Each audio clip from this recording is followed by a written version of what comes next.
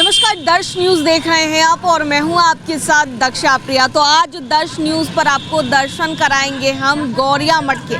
जी हां, पटना का गौरिया मठ बेहद प्रसिद्ध और बेहद प्रतिष्ठित मंदिर है। राधा कृष्ण की यहां पूजा की जाती है। इस वक्त आप देख सकते हैं कि हम गौरिया मठ मंदिर के द्वार पर खड़े हैं और आपको अंदर भी लेकर चलेंगे और अंदर किस तरीके से पूजा की जाती है, कब इस मंदिर का निर्माण किया गया, क्या इतिहास रहा है और गुरु परंपरा क्या रही है यहाँ की, वो सब कुछ बताएंगे और मंदिर के दर्शन भी कराएंगे। तो आइए पहले हम आपको श्री कृष्ण के दर्शन कराते हैं।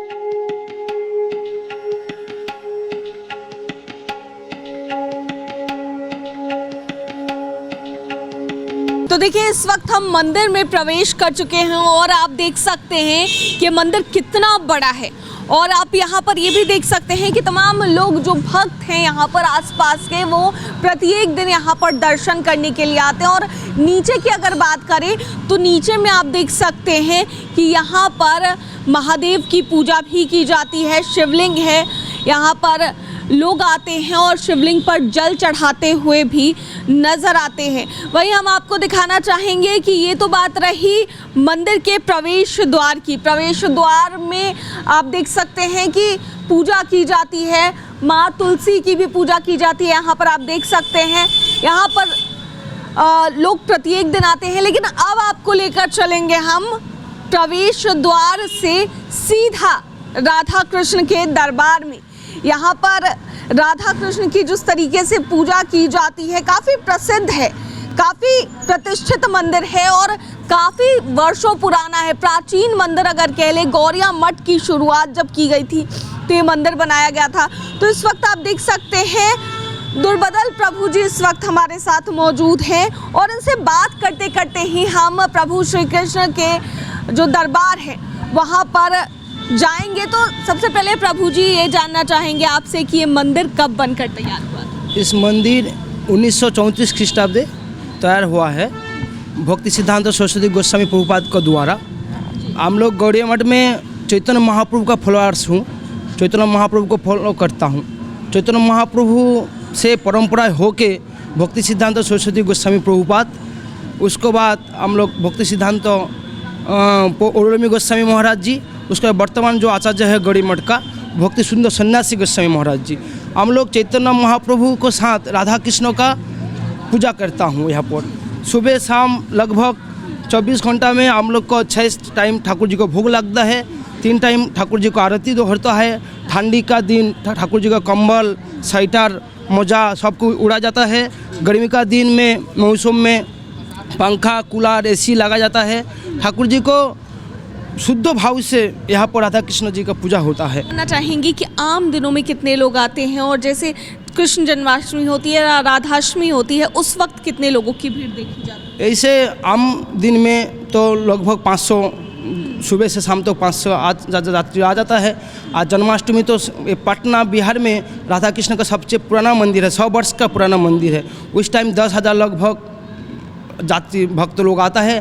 प्रभु जी बता रहे थे कि जिस तरीके से यहाँ पर पूजा की जाती है और काफ़ी बड़ी संख्या में यहाँ पर लोग आते हैं पूजा करने के लिए और ये मंदिर काफ़ी ज़्यादा प्राचीन है। और जब कृष्ण जन्माष्टमी होती है या फिर राधाष्टमी होती है, उस समय भी काफ़ी ज़्यादा भक्तों की भारी भीड़ इस मंदिर में देखी जाती है। तो ये तो रही मंदिर की बात। मंदिर कब बना था, किनके द्वारा बनाया गया था, ये तो पता चल गया, लेकिन मंदिर की परंपरा के बारे में भी जानेंगे। और आप देख सकते हैं तमाम जितने भी यहाँ पर प्रभुपाद हैं उनकी तस्वीरें यहाँ पर लगी है। और प्रभुपाद जो होते हैं वो एक तरह से गुरु होते हैं और गुरु परंपरा किस तरह से है गौरिया मठ में, वो जानेंगे। हमारे साथ इस वक्त प्रभु जी मौजूद हैं, इनसे जानते हैं। प्रभु जी, गुरु परंपरा के बारे में जानना चाहेंगे क्योंकि कई लोग जानना चाहते हैं जो इन चीज़ों से अवगत नहीं है, या फिर इस्कॉन की बात करें या फिर गौरिया मठ की बात करें, गुरु परंपरा आखिर होती क्या है?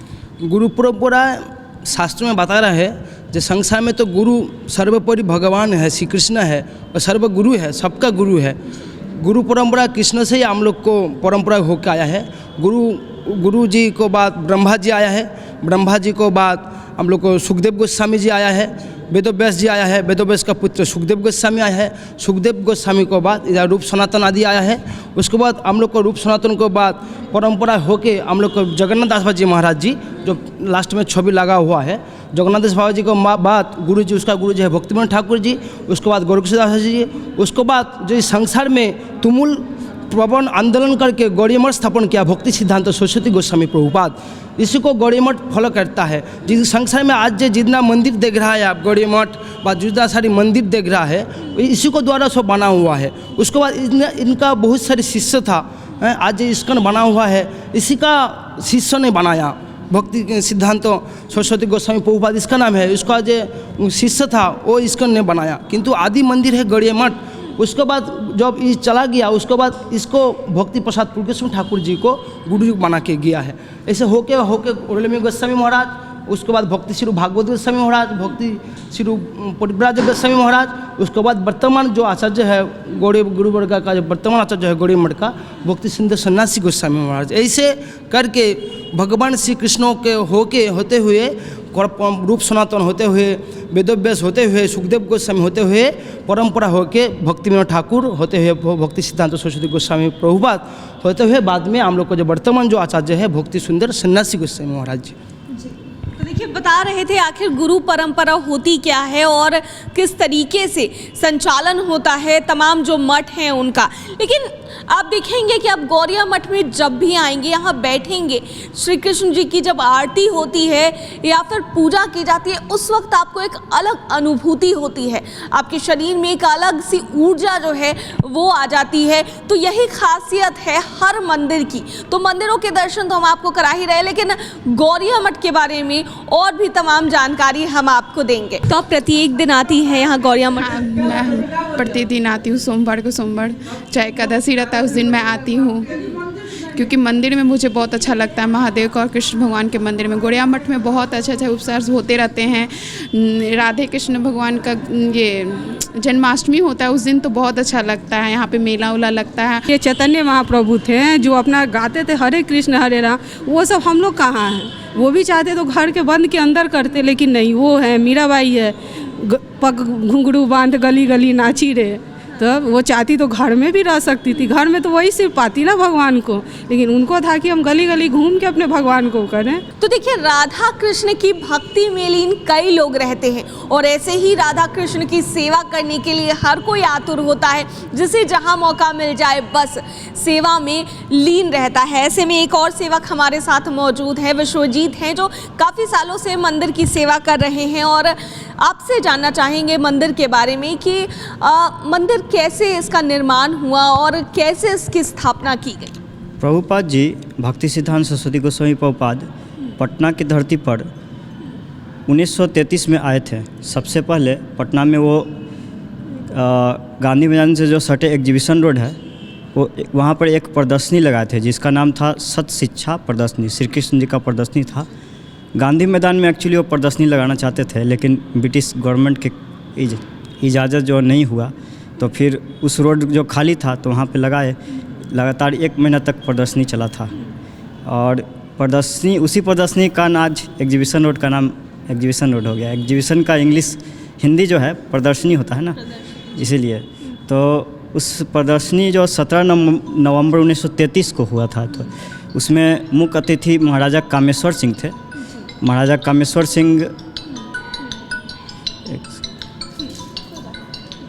कामेश्वर सिंह मुख्य अतिथि उसमें थे और उन्होंने उद्घाटन किया था 17 नवंबर 1933 को। उसके बाद प्रदर्शनी का उद्घाटन हुआ, 1 महीना तक चला, उसके बाद उसका नाम पड़ गया। फिर वहाँ का लोकल भक्त कुछ थे तो प्रभुपाद जी को आग्रह किए कि यहाँ भी एक गौड़िया मठ का ज़रूरत है। तो 14 नवंबर 1934 को 14 अगस्त 1934 को यहाँ पे श्री गौड़िया मठ का कदम कुआं में सबसे पहले स्थापना हुआ था। कदम कुआं से फिर उस समय अपना प्रॉपर मंदिर नहीं था, तो फिर कदम कुआं से फिर कन्नूलाल रोड यहाँ पास में है, वहाँ पे आ गया। वहाँ पे भी रेंट में ही था, मतलब कि रेंट में ही कोई दिए हुए थे, अपना प्रॉपर ज़मीन नहीं था। उसके बाद मंदिर पुनः यहाँ आया। बिहार के जो 12वें गवर्नर हैं अनंत श्याम अयंगार हैं, उनके द्वारा डोनेटेड ये जो ज़मीन है उसी पर ये गौड़िया मठ का स्थापना हुआ सन 1960-62 के करीब में। उस समय गुरुजी हमारे थे भक्ति केवल ऑडुलोमी गोस्वामी महाराज जी। भक्ति केवल ऑडुलोमी गोस्वामी महाराज जी हैं, ये बहुत महान संत थे। इनके बारे में एक प्रसिद्ध कथा प्रचलित है। उस समय एक जादूगर थे, जादूगर का नाम के शाही कुछ ऐसा है, कुछ है केपी शर्मा, कुछ इस तरह से था। हाँ, तो वो जादूगर जो अपना जादू इस तरह से दिखाते थे कि लोग जो हैं उनको भगवान समझने लगे थे। तब गुरुजी बोले कि देखो इनका जादू हम भी देखना चाहते हैं। तो उनको बुलाए जादू मतलब दिखवाने के लिए। तो इनके सामने उनका कोई भी जादू नहीं चला। वो पसीना पसीना हो गए, लज्जित हो गए। फिर इनके चरण में आके जादूगर जो गुरुदेव के चरण में आके बोले कि आप श्री कृष्ण के महान भक्त हैं, क्योंकि जादू जो होता है एक तरह से छल माया होता है, और कृष्ण भक्त के सामने छल माया इस सब का कोई किसी प्रकार का नहीं चलता है। और भी इनके बारे में बहुत सारा घटना है। चलिए ठीक है, तो देखिए मंदिर किस तरीके से निर्माण किया गया और क्या क्या कथाएं हैं वो भी हमको बता रहे थे विश्वजीत। लेकिन अब देखिए जिन लोगों द्वारा निर्माण किया गया मंदिर का, जिन लोगों द्वारा बनवाया गया, उनके वंशज भी हमारे साथ मौजूद हैं, विक्की गुप्ता, इनसे भी बातचीत करेंगे। तो विक्की जी, मंदिर के बारे में आपसे भी जानना चाहेंगे। गौड़िया मठ अपने में भक्ति का रस है। यहाँ श्री कृष्ण भगवान के द्वारा भक्तिमय ही सिर्फ वातावरण होता है। इस वातावरण में यहाँ के लोगों को इतना भक्ति होता है कि अपना घर द्वार सब छोड़कर ज़्यादा से ज़्यादा समय मंदिर में देते हैं ये लोग, और सेवा देते हैं। इनके द्वारा ही मंदिर निर्माण में, पटने वासियों के द्वारा मंदिर निर्माण में, मोहल्ले वासियों के द्वारा मंदिर निर्माण को आगे बढ़ाया गया है। और इसी के चलते आज गौड़िया मठ पूरे पटना का सबसे विशाल गुम्बद में माना जाता है। और सबसे ज़्यादा यहाँ का सबसे मेन फेस्टिवल होता है कृष्ण जन्माष्टमी। उस समय का मेला पूरे पटना ही नहीं, पूरे बिहार से, पूरे भारत से लोग यहाँ आते हैं, समय व्यतीत करते हैं जन्माष्टमी के समय पर। और अपने उस रूप को उस समय आप आके देखिएगा तो आपको भी लगेगा कि हाँ ये कुछ है गौड़िया मठ। तो गौड़िया मठ अपने में ही नाम ही काफ़ी है। बहुत बहुत धन्यवाद। देखिए तमाम लोगों से बात कर रहे थे, मंदिर के सेवक हो, प्रभु जी हो, या फिर जिन्होंने निर्माण कराया उनके वंशज हो, सभी ने काफ़ी ज़्यादा महत्वपूर्ण जानकारी जो है वो मंदिर को लेकर दी है। और जिस तरीके से श्री कृष्ण की प्रतिमा यहाँ पर है, राधा की प्रतिमा है और चैतन्य महाप्रभु की प्रतिमा है, इसको देखने के लिए काफ़ी दूर दूर से लोग आते हैं और काफ़ी ज़्यादा ये मंदिर प्रसिद्ध है। तो इस मंदिर की क्या खासियत है, ये मंदिर आखिर क्यों खास है, वो आज हम आपको बता रहे थे और भगवान श्री कृष्ण और राधा के दर्शन आपको करा रहे थे। दर्श न्यूज़ में फिलहाल के लिए इतना ही। बने रहिए हमारे साथ देश और दुनिया की तमाम खबरों के लिए। कैमरा पर्सन ऋतिक के साथ मैं दक्षा प्रिया, दर्श न्यूज़ पटना।